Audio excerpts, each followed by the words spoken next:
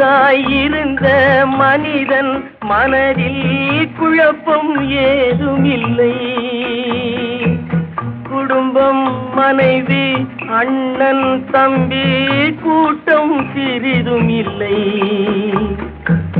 ஆசை பாசம் காதலில் விழுந்தான், அமைதியை காணவில்லை. அலைந்தான், தவித்தான், துடித்தான், மடிந்தான், யாருக்கும் லாபம் இல்லை. படைத்தானே படைத்தானே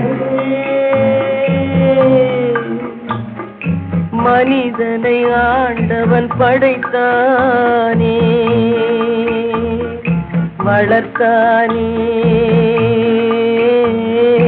வளர்த்தானே.